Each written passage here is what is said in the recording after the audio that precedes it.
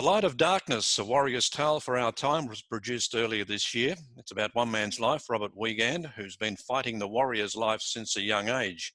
He's a Navy SEAL who seems to have been groomed for the fight. Bruce McDonald is the co-author on the book, and he's joining us now. Hi, Bruce. Hi, Dean. How are you? I'm well.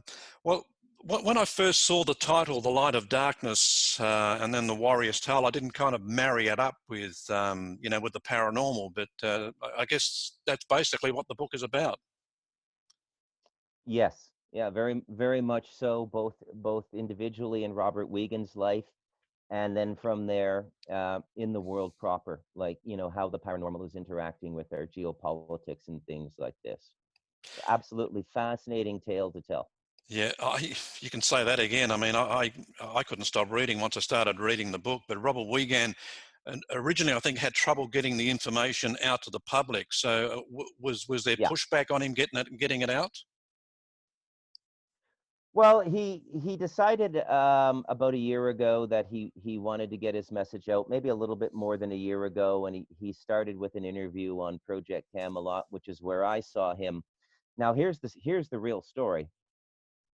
At the time, I was working on a manuscript with another fellow, and this fellow was based in Oxford, England, very erudite fellow, master's degree in economics, medical doctor, and a degree in computer science, all degrees from Oxford University. And we were doing a story on England and what we'll call institutional Satanism in the modern world. And he had done a tremendous amount of research in his life, and had contacted me after reading Stardust Ranch. And he had been to Stardust Ranch himself. He knew John Edmonds, and I'm assuming you've read Stardust Ranch, right? Yes, yes. Okay. So this fellow I was doing the book with was the best friend of Cynthia Crawford for the last 10 years of her life, the alien-human hybrid that we introduce in the Stardust Ranch. We got about a third into the book with him on institutional Satanism, and he got cold feet and abandoned the project, and I haven't spoken to him since. He's never returned an email or a Skype call. And within 24 hours of that, Robert Weigand came into my life and finished the book. Wow. So it was meant to be. It was meant to be. And The Light of Darkness is very much about what we'll call institutional Satanism in the world. Now, let me preface this by saying I was raised a Roman Catholic, but when we say Satanism, it's really a word that is, it's about anti-life, and it's about contempt for the human species. And so it's a bit of a spiritual and an extraterrestrial narrative at the same time. The key thing is contempt for the human species. And so I reworked the beginning of the book to tell Bob's story, and then we segued into the rest of the story. Now, you've read the book, so The Worshipful Fuelers is really a one-to-one carryover from the first fellow I was working with, the highly erudite Oxford graduate with 3 degrees, 2 of them graduate degrees. That didn't come from Robert Weigand, but he read all the material first, and Bob said, yeah, let's pick up from here. This is brilliant, what you've done with this other guy. And he and the other guy are friends now. Right. Okay. So it was kind of like a 3-person attempt to write this book. The first fellow, and I don't mention his name on purpose because, he's had problems in the past. He's been targeted. He's been looked at hard by MI6.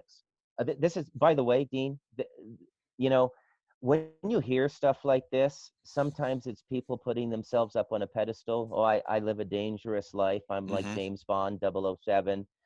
And it's nonsense. And some people, it's 100% real. And with this gentleman in Oxford, it was 100% real. Right. All kinds of interference writing the book with them, electronic, circumstantial. It seemed like we were being attacked from a number of different dimensions at the same time.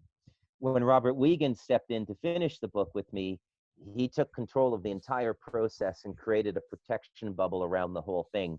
And we can talk a little bit about Bob if you want. Now, Bob will not do any interviews for this book. His responsibility was writing the book. He doesn't even want to talk about it anymore.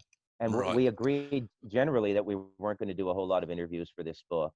But you know, this came up serendipitously. You contacted me, so I feel obliged to do the interview. But we haven't done any marketing on the book, but it's selling quite well just by word of mouth.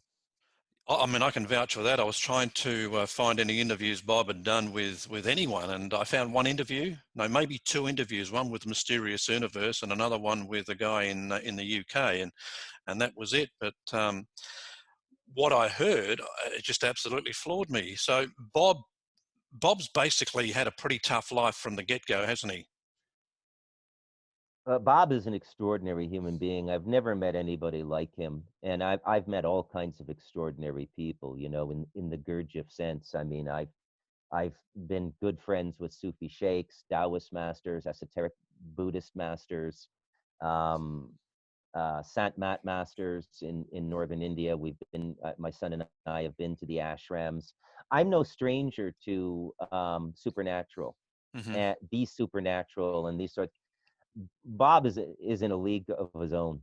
I don't know what is going on with that guy, but I mean, it's almost a little bit spooky to interact with him because he knows everything about you, Hmm. right? You know, and you know he's very good about it and stuff like that. But a very very interesting character, and I think he's been charged with the mission. And I think that stage one of the mission was the book, and the other part of the mission will be done off the public stage. But absolutely, briefly, he was raised in California in Bell's Garden. He's the grandson of a German rocket scientist who left the um, Germany in 1933 because he didn't like Hitler. Came to America, and his three sons, you know, Bob's father and his two uncles, went back with the American forces to fight World War II. You know, Wow. 7 years after emigrating. Yep. So there's a whole other Yeah. story there about Yeah. World War II and the Germans. Yep. Bob won't give that story to anybody. It's a taboo topic, right? So right off the bat, you're dealing with an interesting guy. Um, you know, he goes on in his life. He's raised a Mormon by his mom. His mom comes from Mormons. She's, you know, right from the old stock in the origins of the Mormon religion. Bob's mother, her side of the family goes right back to the, you know, John Smith and the origin of the Mormon religion. So Bob was a Mormon growing up. He took it very seriously. Like even when his mother and his brothers didn't go to the Mormon services, he went weekly, and he ended up doing a mission for the Mormon Church. That's in the book as well. He talks about, you know, early on doing exorcisms. He had his first near-death experience before he was 10 years old by having his throat slit Hmm. on the streets of California. He was only Not, 5. He was only 5 years I old. I believe he was 7. Oh, 7. Um, Okay. Wow. yeah, but there was, you know, there wasn't a lot of parental guidance in his life, so he was out on the streets alone at midnight, and some stranger just came up and put a knife to his throat, you know, and the other neighbors came out and scared the guy away, but Bob had his throat slit, and he left his body, and he was watching the whole thing. So Bob has had numerous near-death experiences in his life, which I think opened him up to become the person that he is. Um, and then at the age of 28, he applied for Navy Special Warfare, the Navy SEAL School, which is absolutely ridiculous. Nobody does it at 28. Hmm. Um, you know, but he got through it. Not only did he get through it, so I'll briefly go through this. Um, if you have 1,000 applicants to the program, 100 might be selected to enter the program. Hmm. Of the 100 who enter, 10 may finish. Of the 10 who finish, 1 out of the 10 may finish in 1 run. Because in the Navy Special Warfare training, you're allowed to take time off because the injuries are extremely severe. People die in this training to this day. They don't publicize it as much, but people die doing it. They Hmm. drown in the ocean in the middle of the night. Yep. And there's a lot of serious injuries, and you have to take 2 or 3 months off, but you can rejoin at the segment of the training you didn't finish. If you got 2 months injured, you leave back and you begin at the same mark you left. My point in telling you all of this is maybe 1 in 1,000 people begin the Navy Special Warfare training and finish in 1 go. Hmm. In, and Bob did this at 28. Wow. right? And so extraordinary physical specimen, mental specimen, and spiritual specimen. He's just an extraordinary human being. So he was in Navy Special Warfare as an officer for 7 years. Most of his work was with mini subs. None of that is in the book. But Bob has told his story, maintaining every oath he has taken. He hasn't broken any oaths. Um, he was also a CIA contractor for a while, very dark period of his life. He himself became very interested in UFOs and ended up reading all of the Billy Meyer material and then going over to Switzerland and spending a number of months with Billy and the people over there. And the last sort of biographical detail I'll give about Bob is he also blooded into Palo Mayombe, which is the darkest of the blood magic religions on the planet right now. It makes Santeria look like kindergarten. Hmm. Why he did that, that's, he just did. I mean, Bob is he'll turn over any stone. And then he blooded out of that religion. And to blood out, there's a blood in ritual and there's a blood out ritual. So Bob is what I would describe. I would say he's the best traveler I've ever met. And what is a traveler? A traveler is someone who can just go to other dimensions with their consciousness. There are psychics and clairvoyants, and then there's people like Bob, and there is no word to describe him. I mean, I've been on Skype calls where he's done exorcisms, and Wow.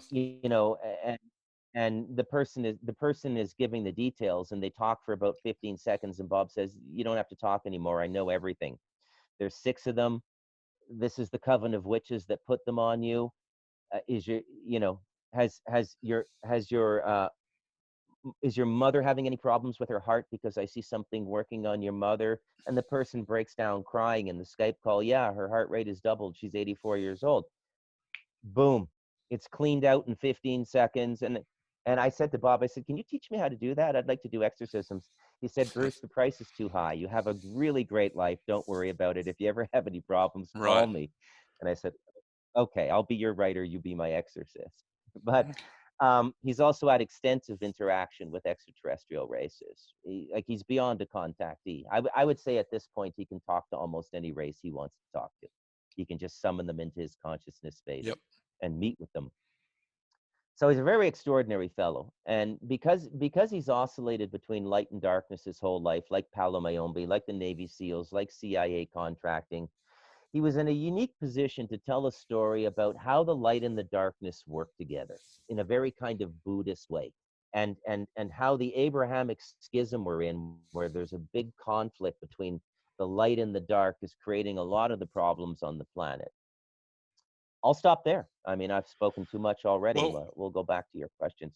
well, I thought, I mean, I kind of like I kind of got into the second section of the book probably most of all, and I just thought I might highlight a couple of, maybe 3 or 4 areas of that part of the book, and maybe, I mean, if you can explain it, great. If you can't, well, we'll just Sure. move on. But I was Yeah. fascinated to hear him actually in an interview when he said there is no good and bad. Yeah. Yeah. I agree with that too. After 35 years of meditating, there's only experience. Okay. I mean, you may find yourself in a certain time in your life having to fight evil. I may find myself having to fight evil. Okay. It could happen in a way where there's nothing I can do about it. We could go to war. I think you and I are a bit old to be conscripted, but I mean, living in Costa Rica, the way the world is going now, we could get an invasion by Nicaragua next year, right? Hmm. There's a very, very bad blood between Nicaragua and Costa Rica going back to um, Iran Contra and all that stuff in the 80s, because Costa Rica was the staging ground for U.S. military operations in Nicaragua, which Right. is our northern neighbor. So look, there is good and evil, and there isn't good and evil. And really, I think the point of the book is that you want to cycle out of that consciousness, right? In most instances, evil will peter out itself. Okay. And when you confront it, what happens is you end up in what we'll call, using part of the Buddhist lexicon, you end up allowing the negative to do a karma transfer to you.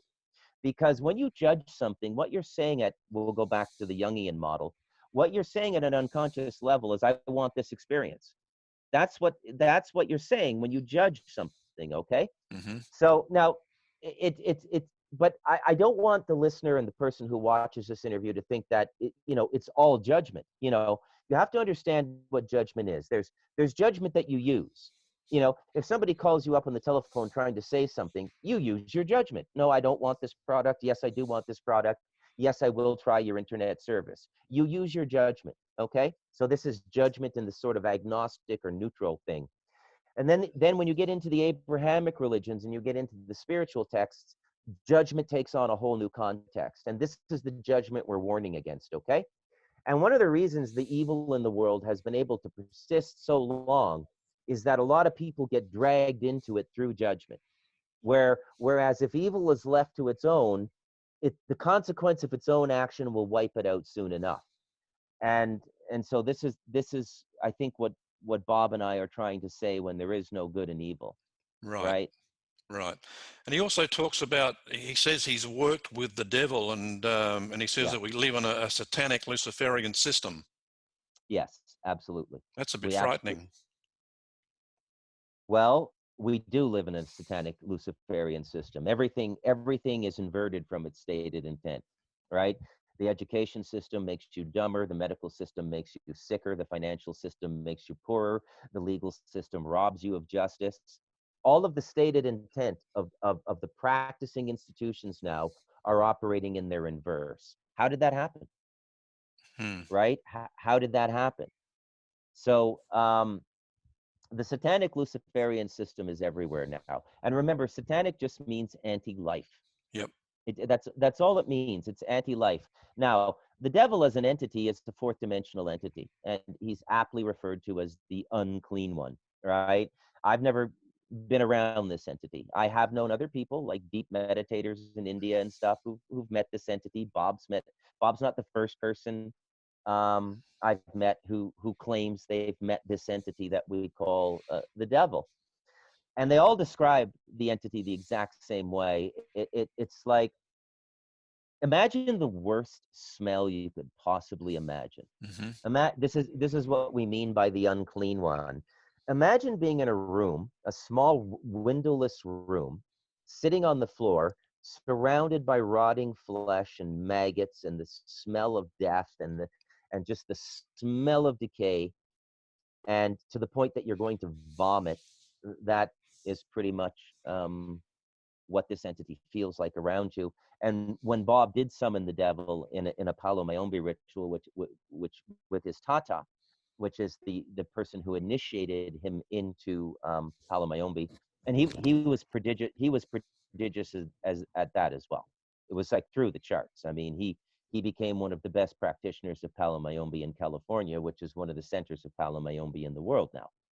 So, and it's because he was so spiritually primed to begin with all the near-death experiences and all of these sorts of things. Now, Palo Mayombe does a lot of good work too. They heal people. Know, they do a lot of these sorts of things. And you may say to yourself, why would a blood religion that creates a mesa or a temple with cauldrons and human bones in it be healing people? And I would say to you, Dean, that's an excellent question. And I would come back with, why did John of God heal people? Right? And that Mm-hmm. was an interesting story, wasn't it, as well? So what we're learning in the 21st century is that spiritually, things are not always what they seem. This John of God guy got away with being this Catholic holy man in South America for 20 years, and he legitimately healed people. I have a friend in Toronto who went with his wife to see him, and they both got healings, and they were both healed. And it turns out that the guy is running a baby farm, and he's just this horrible human being. And this is another sort of little story or chapter in this, like, how do you discern between good and evil and Yeah. right and wrong in the modern world, right? And so Bob summoned the devil, and his tata vomited immediately and had to leave the mesa. And Bob, Bob has a constitution for enduring the negative that is almost mind-boggling. Wow. Okay, mind-boggling. Do you remember the Robert Duvall character in Mm-hmm. Apocalypse Now? As he's just Yep. walking the field. That's Bob. That's Bob. The big battle, dead bodies all around you, and we're going surfing in 20 minutes. That's Bob.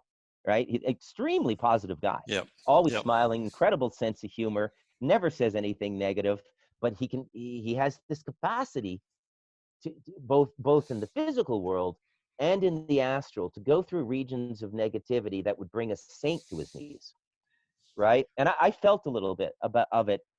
We can talk about that later in the interview, what it's like to write these books, you know, The Light of Darkness and Stardust Ranch, because I had encounters with the gray energy. Um, John Edmonds' book, Stardust Ranch, The Incredible True Story, was a very phenomenological book for me to write. I had furniture move in my house, Dean. I Wow. had, Well, I, you know, well, actually, so there, I've actually interviewed John, and as we meet today for the first time, I actually put together the first part of that interview I did with John, and we started off with the furniture that was moved from his house into his pool, and which was yeah, just mind-boggling. But um, back to Robert. I mean, I was fascinated, and I look at the United States now and what's happening, and as we're doing this interview, it's the end of it's the 1st of October 2020, and what's happening as we lead up to the election. And a lot of what Bob says, I'm thinking, well, that's happening now. That all this stuff is so far out in the open that you can't help but pick what's going on. And he talks about a shadow government, a committee of yeah, 300, and the ET yeah, controllers or the ET agenda. So maybe we yeah, can talk about those three. yes. Okay, so Bob did tell me that the Committee of 300 runs the show. Now, this goes to a part of the book that you would have read this chapter. It's the Kane chapter, the guy who tried. Now, we can say that guy's name, and we put his name in the book because he's going through a massive court case in Alaska. I think he got convicted. Mm-hmm. And Mysterious Universe, their entire show on Light of Darkness was about that. They thought we were talking about the gold in the Philippines. But no, that was just to give another chapter in Bob's life. And then you get that very interesting story from the British SAS story, the British SAS guy who's now operating as a private contractor, talking about the fellow he got out of California back to Israel and the bloodline of Christ. This is what started Bob's interest in the Palladians, Mm-hmm. because the Palladians are saying this. So he went over and he said, "Hey, I met this British SAS guy. He told me this whole thing about the bloodline of Christ." And Billy Meyer and his people are going, "Yeah, it's 100% true. It's 100% true." But I'm going all over the place. This is starting to sound like a manic interview. The Committee of 300 is really the control structure. Everything pivots off of that. Club of Rome, Bilderbergers, Trilateral, Council on Foreign Relations, all of the British think tanks, all of these sorts of things. And that is ET controlled. But the thing about ET control, according to Bob, is that 99% of the people in ET controlled structures will not understand it themselves. It's so layered and so nested and so compartmentalized that a very, very, very small fraction of the people actually know what's going on. But it definitely is an extraterrestrial agenda. And I mean, you can see it now, right? So Mm-hmm. when you view Satanism through an extraterrestrial lens, let's take the reptilians, for example. Okay, or let's take the mythos of Christianity and the Luciferian rebellion and all of this sort of stuff, right? What is the foundation of the Luciferian rebellion? It's a refusal to serve humanity at the directive of a creator that created both this, what we'll call the angelic race, which became 1/3 of it became demonic in the mythos, and this human race, which God put um, the angelic race in service to. Mm-hmm. Okay, so the demonic forces which rebelled are in a state of absolute contempt for the human race. Now, when you map that mythology over and you try to literalize it by looking at it through an ET lens, it makes a lot more sense, doesn't it? When For you look at sure. the ritual, when you look at the rituals that are going on in the world, the blood sacrifice, it's rampant now in the world. By the way, this is not being, if anything, it's being understated. It's being understated. There are hundreds of thousands, if not millions, of children going missing every year in these blood rituals. Okay, and This is an economy. This is another thing that Bob points out, makes very clear in the book, that look, this is an economy. And I remember this is one of the conversations I remember in working with Bob most clearly. I said, Bob, what is satanic Luciferianism? He said it's a diffamism. Now, you and I, Dean, having journalism and writing backgrounds, it's very rare somebody uses a word that we don't know. I didn't know what a diffamism is. It's the Hmm. opposite of a euphemism. So a euphemism is a polite way of saying something that might be a little impolite if you said it literally. A diffamism is a way of making something more foreboding, more frightening than it really is. He said the diffamism is this demonic realm. And now the demonic entities exist, but they really don't have a lot of interaction with the human race. It's mainly what we're dealing with is extraterrestrials. And so what the satanic Luciferian culture becomes is a container for all the participants to interact with it without knowing that they're involved in extraterrestrial culture. And John Edmonds told me the exact same thing.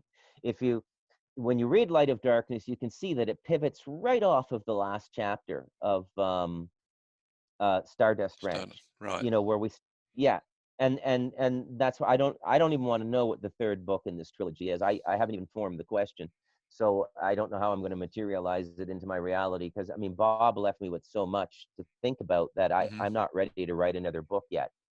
But John Edmonds told me the exact same thing. He said satanic Luciferianism is a cover story for the reptilian encroachment on the planet. And this brings in the concept of black magic as extraterrestrial technology. When we think of extraterrestrial technology, we think of Roswell, we think of fiber optics, we think of what's his name there from who did the Netflix documentary about Oh, Area Stephen 50. Greer. No. No, the engineer who worked at Area 51 Bob who did, Lazar. yeah, Bob Lazar. We always think there's been this tremendous conditioning for us to think about extraterrestrials within a scientific technological matrix, and nobody stops to think about the magical matrix. Hmm. And this is why I suggest people, if you read Light of Darkness, when you're done, and I rarely promote other writers because I'm a self-centered, self-promoting writer, but you should get a copy of Invisible Masters by Leo Zagami and also read that, because he's the only other guy who's brought this up, but he doesn't go to the lengths that Bob and I go to. Bob and I unmask the whole thing in the Light of Darkness, that most of what we call the Abrahamic religions now are front stories for reptilian black magic, you know. And John of God is a perfect example of that. Right. Absolutely, that's an extraterrestrial story right there, right? Right. But yeah, and I'm fascinated. I mean, you talk about the ET agenda, and Bob says that it's the ETs who are running the world. Yeah, absolutely. Every major decision on this planet is done from the ETs. Now, one thing we didn't get into in the Light of Darkness is that there's a lot of control over the Earth coming from an inner Earth culture as well. That's not Bob's forte. We dealt mainly with the stuff that's coming from outside the Earth domain and into here. But the inner Earth narrative is very valid as well. Right. There's an influence coming from the inner Earth. But in terms of extraterrestrials, most, at least in the Western world, most of the narrative is an interplay between reptilians and Palladians. I think the Elohim don't exist. I don't think the Anunnaki exist. I think it's bullshit. I think that, sorry about the language. That's all right. I think that most of the stuff we're getting from official disclosure, like Stephen Greer and stuff like this, I think it's nonsense, absolute nonsense. I think it's, you know, they just came out with a documentary called Close Encounters of the Fifth Kind: How to Bring ET Experience into Your Own Consciousness. Now, why would nobody stand up in one of these seminars and say, excuse me, Mr. Wilcock, Mr. Emery, Mr. Greer, if consciousness brings in extraterrestrials, what have we been praying to for the last 6,000 years? Why aren't they tying off the past and the future? Why are they leaving this big gaping knowledge hole there? Well, Bob and I, we come in and we fill the gap. This is what the Light of Darkness does, okay? So if you want to know what's really going on, give the Light of Darkness a read. Now, you have to read the book. And the reason you have to read the book is there's only so much I'm going to say in an interview. Hmm. And I don't mean to sound all paranoid or there's certain there's some things I just will not say out loud. It's just, it might be too dangerous. Okay, so but it's said in the book. You'll get it from the book, and what it'll do. When I wrote Stardust Ranch and The Light of Darkness, I followed I followed a spiritual philosophy, Dean, which states that the question is more important than the answer. Hmm. So really, both books are designed to make people ask questions, not provide answers, or to just provide a very shallow phenomenological view of what's going on, like Skinwalker Ranch and the Bradshaw Ranch. And you get this kind of writing if you've read those books, and I did in part of my research base for writing John Edmonds' book. It's kind of this pseudoscientific rhetoric that, you know vibration, frequency, and all it. I mean, it's interesting, but really the core of the extraterrestrial story is a spiritual one. Right. It's a spiritual one, okay? Because these Abrahamic scriptures were begun. The Adamic line, according to Bob, and according to Billy Meyer, and according to the Palladian material, is a Palladian experiment. And the Adamic line encompasses the white race, the red race, which is the natives, and the brown race, which is the Semitic people, the Arabic and Jewish people. Those are the three races which are the Adamic line on planet Earth. Now, the interesting thing about planet Earth is um, there's a bunch of human forms here that were created by different extraterrestrial races. I believe, and John Edmonds believes, that the Chinese are the Ajiji in human form, which is a gray race. Hmm. And they actually say that themselves. John Edmonds pointed out this to me, that you can see them saying this themselves. They are the Ajiji. So this is the thing we're coming into now. And when we finally realize all of this stuff, it's going to be a very beautiful experience. And we're going to transcend a lot of this fourth dimensional or astral stuff, which is this stuff that goes bump in the night. We're not going to be as afraid anymore. We're not going to be as easily manipulated anymore. And we're going to be a much more mature species. And Hmm. and when we go to this higher consciousness, I think there will be an extension on the life as well. The human Yeah. life might extend out to 200 or 300 years, because it's so short now. We're like the June bug of the sentient species, Exactly. right? Exactly. I mean, Pleiadians live thousands of years. Reptilians live thousands of years. Andromedans live even longer. You get into the sixth and seventh dimensional races like Ligurians and stuff like that. They're living 10,000 years. We have this 80, 85-year life. And I think what is so amazing about human beings is how much we can get done in a human life. It's just amazing. And the way we have to push our knowledge forward Right. from generation to generation, right? But in doing that, we create these systems, and these systems are very, very controllable. And when you control the systems, you control the human race. Hmm. Again, I'm talking too No, much, Dean. no. Okay. I mean, I just kind of wanted to wind it up on the light of darkness, but there was one other thing I wanted to ask you about too. And Bob talked about karma and how real of a thing karma is. Yeah, yeah. So look, this is why you don't have to run out and confront evil. Evil will do itself in. Every single sentient being is responsible for their thoughts and their actions. Okay?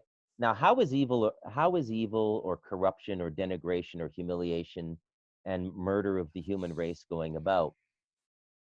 Well, very often when you see the diabolical stuff done, it's done by somebody who's just doing it under orders. Whether it's a police officer shooting somebody, whether it's a soldier invading Iraq, or what have you, okay?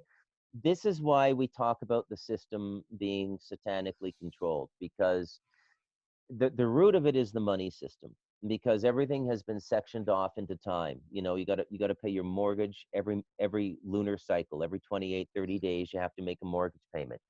In the 9/11 chapter, we break this down beautifully. Just think about the millions of people who at a factual level knew the story was false, and we didn't hear from anybody. Why?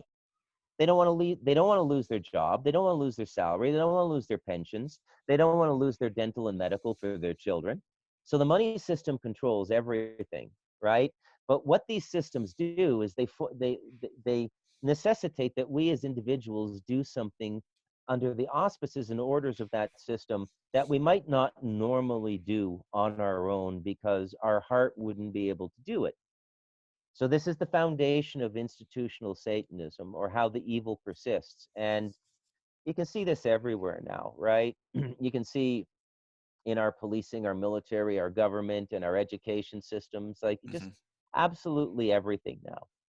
So this is in a sense an attempted extraterrestrial takeover of the planet through human systems. You may say, well, Bruce, why don't they just kill us all? Well, Light of Darkness explains that we're a tremendous source of food and energy for a lot of the negative races, right?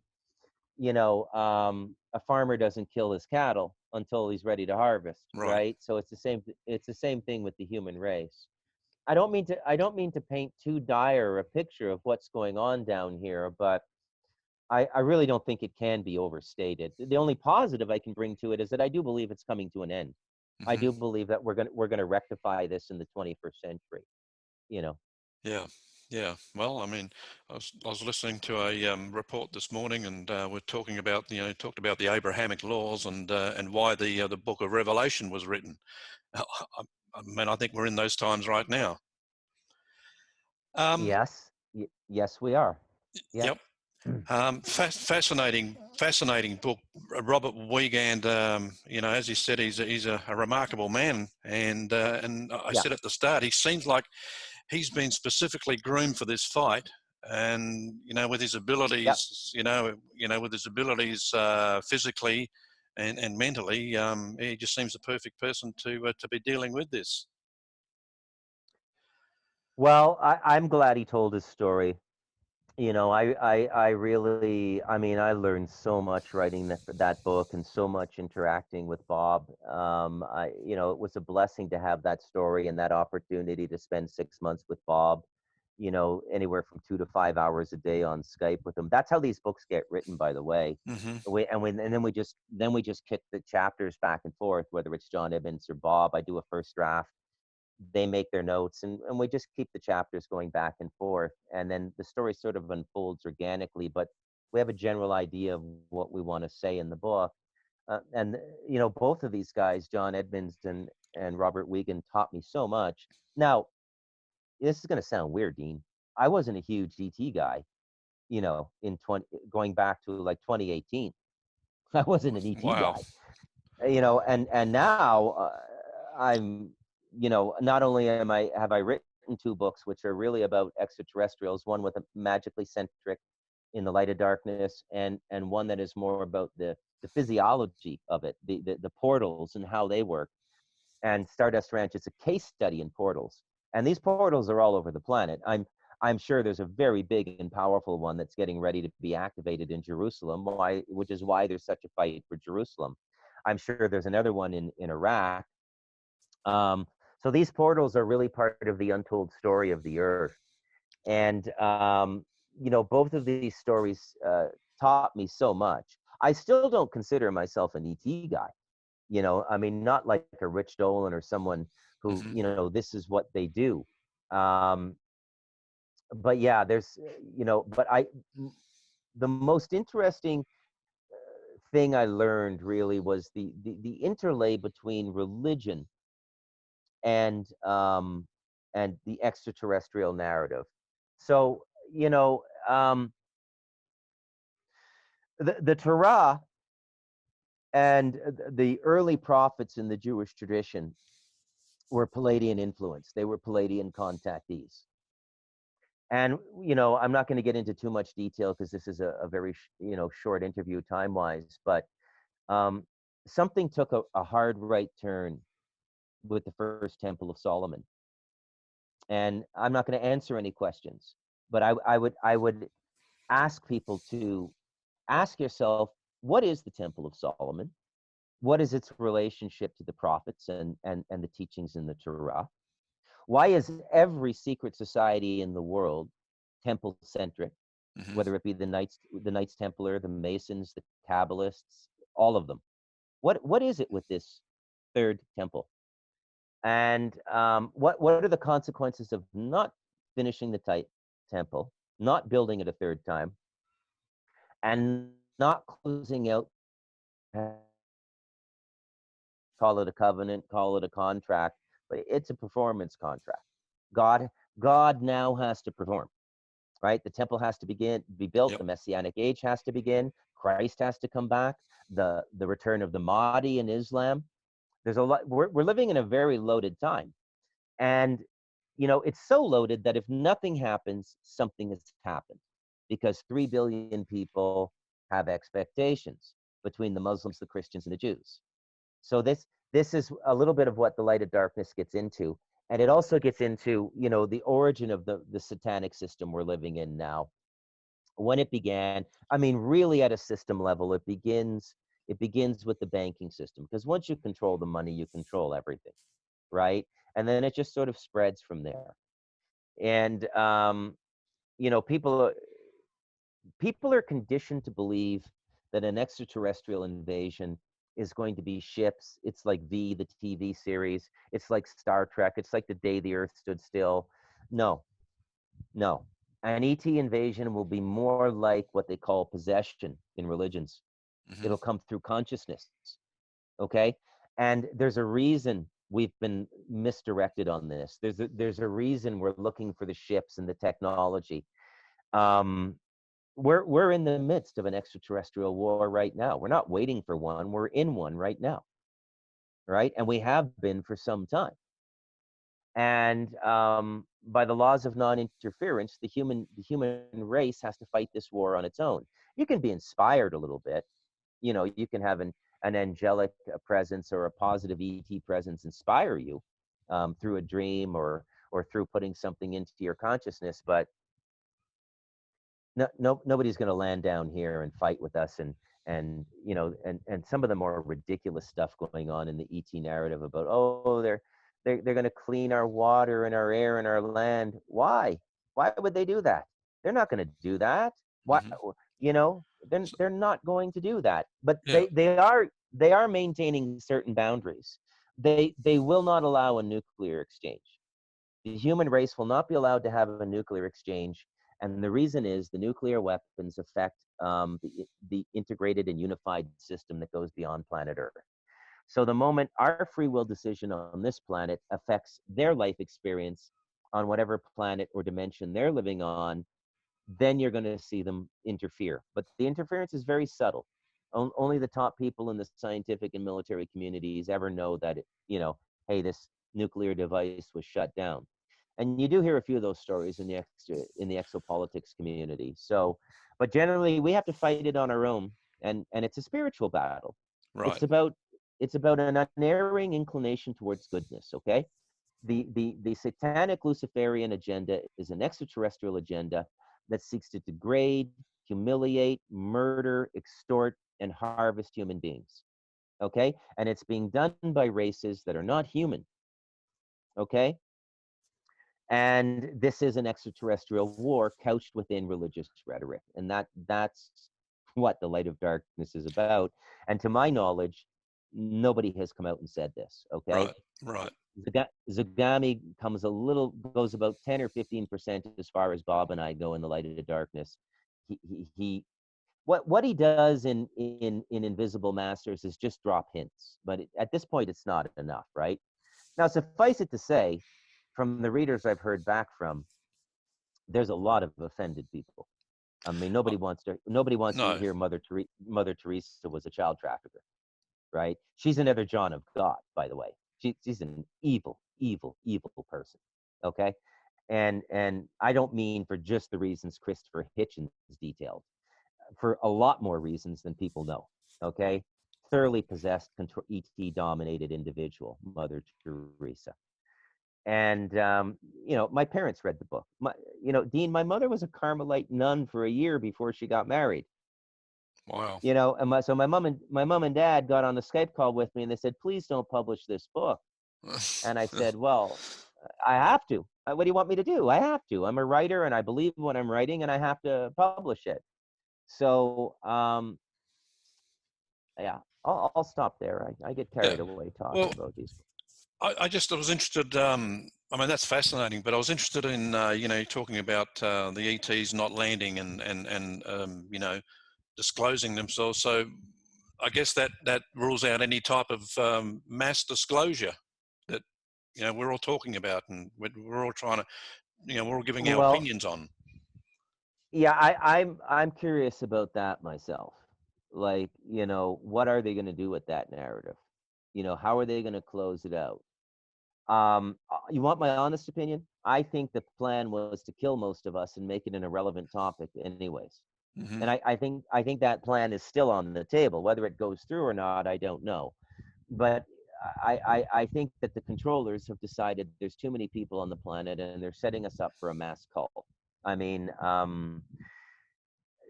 this is very dark stuff, and I don't know if you usually go this dark on your channel, and I do apologize for it, but the reason I bring it up is maybe they're never going to have to answer the question. Maybe they're never going to have to do full disclosure. Maybe this is just a time kill project. You know, maybe they're just killing time. They're placating a more curious, more aware human race that is beginning to ask more intelligent questions. So Hmm. they have a new cover story now. Um, you know, so maybe the disclosure will never come. The stated goal, if you go by the Georgia Guidestones, the stated goal is a human population of 500 million people.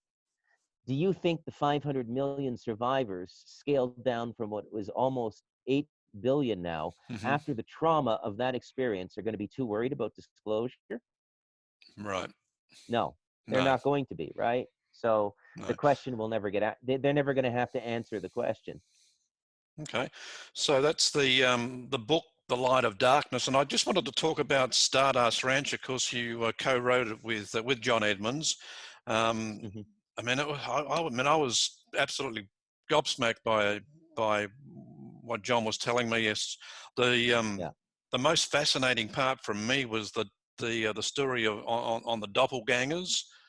yeah. Um, that was, I mean, that kind of had it kind of scared me internally a little bit to think that something like that could happen, because I'm thinking, well, what about if one of these does it to, say, the president of the United States, and decides to hit the button, and then we're all toast? But along those lines. But and the other one, of course, was what you mentioned earlier. Maybe we can talk about that just for a little while. The alien hybrid.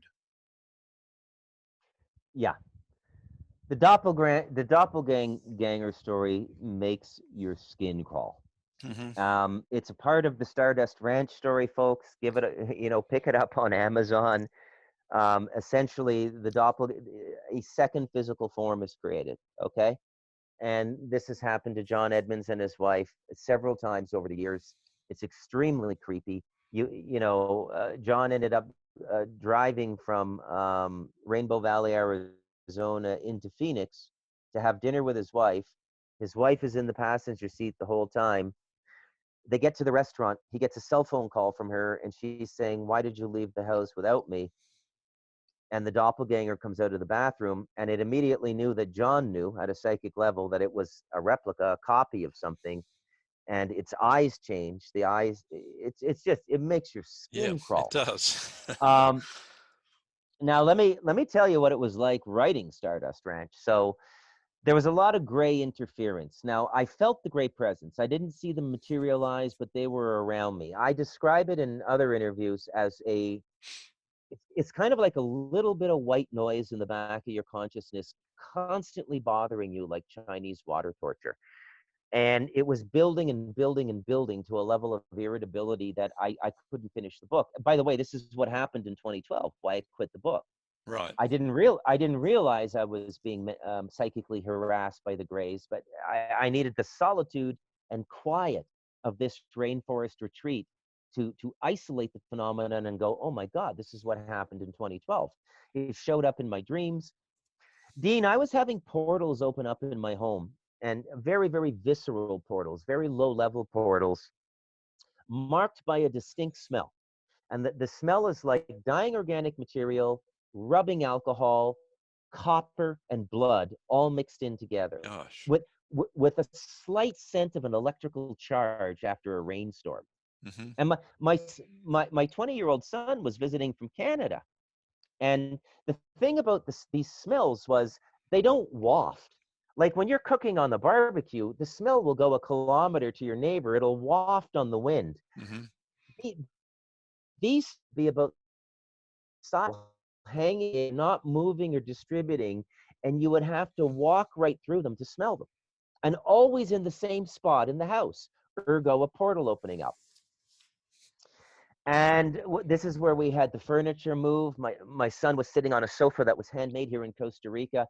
It takes two strong men to lift. It must be 150 pounds. Mm-hmm. And the whole thing moved back a foot with my son on it. And my son's about 190 pounds of solid muscle, a black belt in Taekwondo, bench pressing 400 pounds. He said, "Dad, we just had an earthquake." I said, "There's no earthquake. I'm sitting like 10 feet from him." And, all of this stuff is going on. I'm getting ready to call John and quit the book a second time and break the guy's heart because, and by the way, several writers tried to write this book. They also all quit halfway through. Okay. So these forces, and I won't even tell you about what came at me writing The Light of Darkness. If Bob wasn't there to clear the energy around me, I would be babbling in the woods now, like a crazy Right. schizophrenic or Right. something. Okay. The darkness, I mean, I won't even get into that in this interview. I'll just stick with the grays. But what happened eventually was I woke up on a Saturday morning with my wife, and in our bedroom, there was a ball of white light hanging at the ceiling. And it had a tremendous sense of peace and love about it. My wife took a photo of it with her cell phone, and it was absolutely beautiful. She called it angelic, and I had been involved in the book with John. I had started writing it about 3 weeks earlier, and Mm-hmm. I was getting ready to quit. The white light cleaned out the whole house, and I was able to finish the book with John. I don't know what that was. Like Wow. to this day, I don't know what it was. And what I'm doing is, I'm telling you, when you get into this stuff, and you go really deep into it, like writing a book, and you're writing a book with a prime experiencer like John, and you're tuning into that Stardust Ranch energy every day, a little bit of it bleeds in. And these things have tremendous power over electronics and stuff, which there's a whole other subtopic there for another interview about the digital age and how vulnerable that is to the fourth dimensional entities and extraterrestrials and stuff like this. But the gray energy just wasn't a horrifying energy, but it was very disturbing, Mm-hmm. like like Russian psychiatric hospital disturbing in the 1970s. Wow. You know what I mean? And then it just stopped when the white light showed up. And I called John. I sent him the picture. I said, "This happened." He said, "Wow, thank God you didn't quit the book a second time." So that's the Grays. Now, John's had a lot of positive experiences at the ranch as well. John is both an abductee and a contactee, and his ranch has become kind of a place where a number of different races visit him. Mm-hmm. So it's very interesting. Yeah. And John was telling me the time that Robert Bigelow was trying his hardest to buy it from him, and then eventually, I mean, John couldn't sell at the price, but eventually bought Skinwalker. And then I said, "Well, do you realize that Stardust could have been getting the publicity that Skinwalker gets?" And he says, I really didn't want it. Yeah, yeah. Now you've opened me up to a very interesting additional point here. Not many people know this, but Robert Bigelow is an initiate of the Temple of Set, which is the religion that was begun by Michael Aquino, the occult warfare expert in the U.S. military out of Presidio in San Francisco. That's a very interesting thing for Wow. people to know when you read The Light of Darkness, and Robert Wiegand and I try to conjoin the religious and spiritual and occult narrative with the UFO narrative. Okay. Okay. That is interesting. Mm-hmm. So yeah, Stardust Ranch. I mean, that light you talked about a moment ago too. I mean, from a Christian perspective, myself, you probably won't agree, but I would have said, well, there's the Lord sending down an angel and just cleansing the place. And I'm okay with that. Definition isn't so important to me, Dean. It's more about the phenomenology. Despite being a writer, wrapping language around it isn't as important to me. It was a ball. It wasn't a ball. It was um, more ovular, like an American football, or actually like a rugby ball as well in Australia. But It was ovular like that, Mm-hmm. and it was very beautiful. Whatever it was extremely beautiful, reassuring, comforting, loving, all of those things. I mean, my wife was crying that day. You know, she was crying when she was thinking back about it, and you know, she went and told all her Do, brothers and sisters and her mother yeah. up here on the mountain, like, Do you we had think? an angel visit us. Well, do you think perhaps because I've spoken to interviewed a lot of experiences now, and a lot of them will say that there are races out there that are looking out for our interests. Maybe some of them Yeah, intervene on occasion. yeah, maybe. That's entirely possible. That could have been a positive ET intervention. Yeah, Mm, absolutely. Um, when you get out there and you play the game 100% without fear, that's when you meet these things, folks. Okay, that's when you meet these things. I met these things. I had the gray alien experience because I wrote the book. I had all these incredible insights and experiences with, I don't know what they were, writing The Light of Darkness. Some of it was unbelievably dark. I've never experienced such darkness in my life. There mm-hmm. was a period of about 72 hours writing that book, A Light of Darkness. I thought I was going to have a complete mental collapse. It was, the density of the darkness around me was so great. Think of it like the atmosphere of oxygen being swapped for an atmosphere of water, but you can still breathe, but everything slows down, everything is Yep. heavier. And Yep. Bob called me. Bob was watching me remotely. He said, "Bruce, you're swamped in darkness. I'm going to clean this out for you. I've very rarely seen a human being go this deep into darkness." I said, "Bob, I don't want you to clean right now. I just want to finish this." And by the way, that was chapter 15, where we talk about, the media and the pedophilia, Mm-hmm. and particularly the Madeleine McCann case, and the Freud great grandson in Portugal. That was the chapter where the darkness really came in. And then after 72 hours, it broke. Right. It broke. And then my spirit came back to me, my inner light came back to me, my lightness came back to me. And I'm glad I went through that. Like, I was just talking to Bob last night. I haven't spoken to him in about 4 weeks. And I said, look, I'm really glad. I mean, I felt like Light of Darkness was an initiation of sorts. And although it was a dark initiation, making me more aware of the dark forces and how they operate on the planet, it was an initiation into a body of knowledge. And Right. I'm very, very grateful for it.